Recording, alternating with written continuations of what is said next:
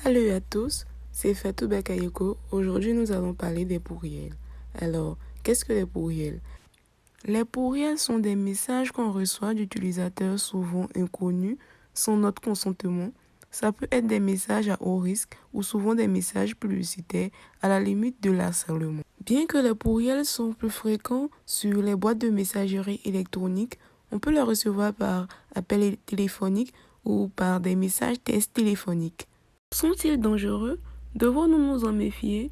Les pourriels peuvent s'avérer particulièrement dangereux, car ces messages, souvent anodins, peuvent se révéler être de véritables ennemis pour nous. Par mauvaise manipulation, on peut donner l'occasion aux émetteurs de pourriels de contrôler notre ordinateur et d'avoir accès à nos informations et même donner la permission à l'intrus d'introduire tout ce qu'il veut. Mais peut-on s'en débarrasser? Comment se mettre en sécurité? Bien que nous ne puissions pas nous débarrasser des pourriels définitivement, il existe plusieurs méthodes pour se protéger et réduire au maximum le risque de se faire avoir.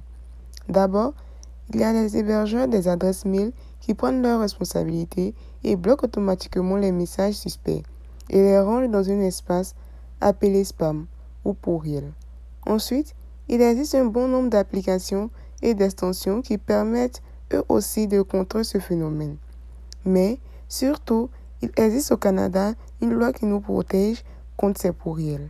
Pour ce faire, il faut se rendre sur le site www.combattepourriel.gc.ca. Sur ce site gouvernemental, en plus de trouver des informations sur les pourriels, on a la possibilité de se protéger et aussi de protéger la population canadienne en utilisant l'option de signalisation d'un pourriel.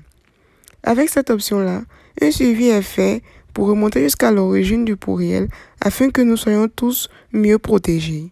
Alors, que dit cette loi et comment nous protège-t-elle? Il faut savoir pour commencer que le Canada est l'un des derniers pays, parmi les pays les plus développés, à présenter une loi contre le spam. Abrégé LCAP, qui est tout simplement la loi canadienne anti-pourriel. C'est une loi qui se base sur le consentement des personnes et considère comme pourriel tout message commerciaux reçus sans votre consentement ou lorsque vous envoyez un message et que votre message change de destinataire sans votre consentement ou encore lorsqu'on installe sur votre appareil un logiciel sans votre consentement. Elle punit également l'utilisation des représentations fausses ou trompeuses dans le but de promouvoir des produits ou des services en ligne. Enfin, la récolte des données personnelles est aussi punie par la loi avec une amende pouvant aller jusqu'à 1 million de dollars accompagnée de 6 mois de prison. Maintenant, cherchons à savoir ce qui se dit autour du monde sur les pourriels.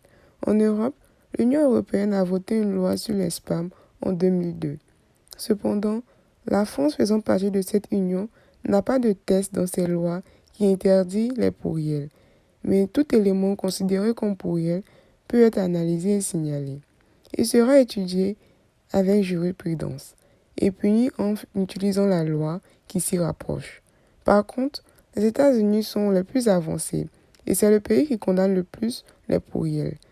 Si la loi canadienne se base sur le consentement, les États-Unis engagent la responsabilité des sociétés et leur demandent de mettre en place un moyen de se désabonner facilement au courriel de fidélité et punir toute concurrence déloyale. Aux États-Unis, les amendes vont de 1 million maximum pour les particuliers et 10 millions maximum pour les entreprises. Ensemble, luttons contre les pourriels. Protégeons-nous et signalons les pourriels pour protéger les autres.